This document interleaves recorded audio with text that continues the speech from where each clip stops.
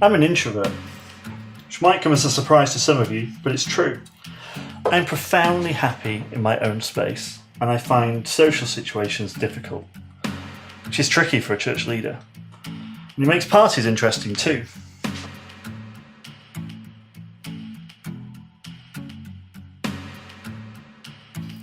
I'm not so bad that I'm sitting in a corner rocking, but they are daunting, and so parties are a choice for me, a choice to join in. Much of the fear comes beforehand. It's the anticipation.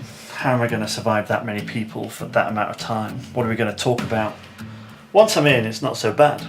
I tend to enjoy myself, or at least I enjoy watching other people enjoy themselves. I usually end up talking about football or theology or philosophy. Real party guy. Not exactly first on the invite list. Unlike my wife. She's great at parties. If there's a dance floor, she'll be on it. If there's a conversation, she'll be in it. And if there's a game, she will be in charge of it. Centre of attention, life of the party, looking fabulous. Floating from table to table, big smile on her face, effortless and stunning. But that's the great thing about parties. It involves all sorts of people. So, you've got the organisers, the doers, and the fixer-uppers.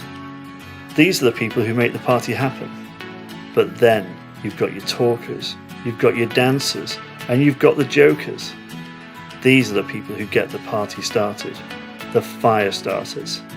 Then, of course, you've got the huggers, the singers, and the double platers. It wouldn't be a party without them. Everyone's welcome. It's a place where we share space.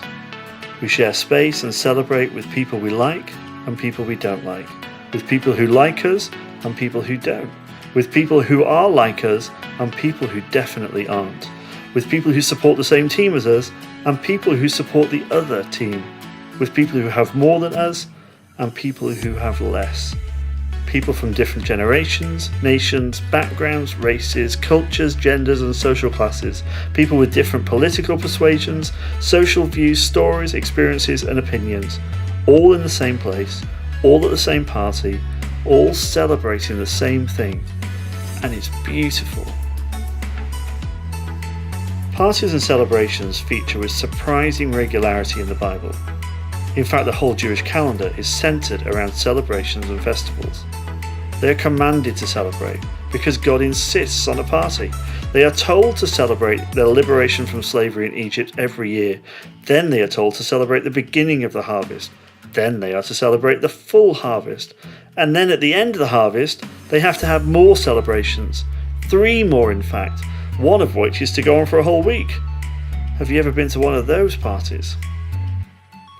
And this rhythm of parties and celebrations and festivals is set to teach us to live now, in the present, to teach us gratitude, to teach us to remember our story, to remember that we are part of something bigger, that God is with us and for us. It teaches us to be community, to celebrate each other, to leave our baggage at the door and celebrate, because life is for living, and so God insists on a party. And this theme goes into the New Testament, where Jesus suggests that the time for fasting is not now, because this is a time to celebrate and live life fully. He refers to himself as the bridegroom at a wedding, and this imagery is writ large across the Gospels. Language of celebration and weddings and joy, stories of banquets and parties, and a story that keeps being told about the kingdom of heaven being a place of celebration. A clear implication that all this is heading towards something beautiful. A time of profound celebration and joy and inclusion, where people of all kinds and of all nations are ushered in from the streets to join in. A time where the bride and groom arrive to a chorus of celebration, music, life and song. And we are invited to join in, to add our voice to the crowd of witnesses, to stand alongside our sister, our brother and the other, to give our amen, our blessing, our yes to the celebration. Because that's what we do when we celebrate anything. We stand together and declare ourselves part of it. By choosing to celebrate, We stand with the person, or the couple, or the family, and say, "You matter. We are in this together."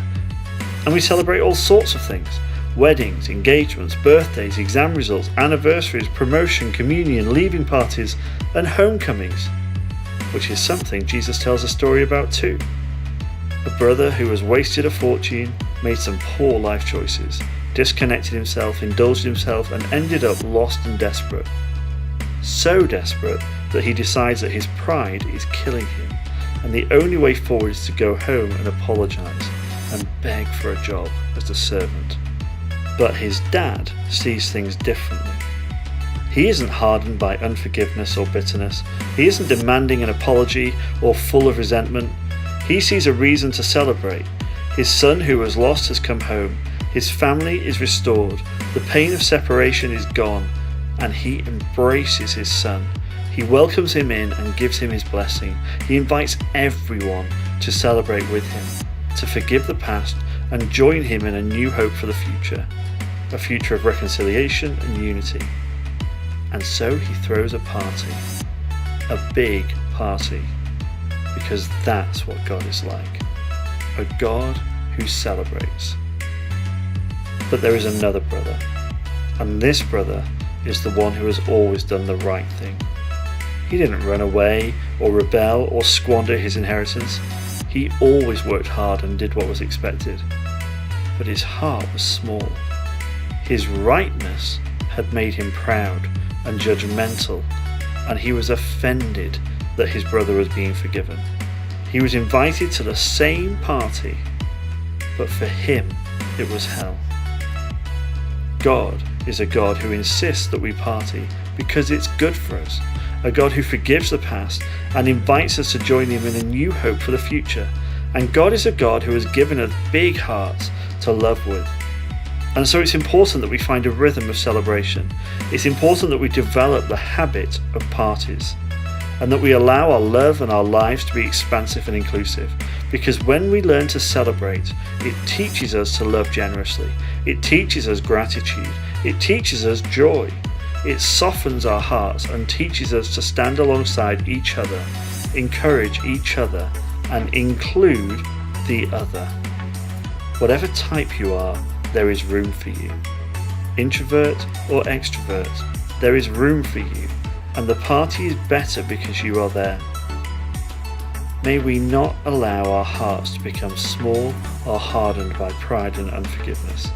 May we learn to love expansively. May we be people who love to party. May we learn to join in and live in the present, and may our lives be lives of celebration.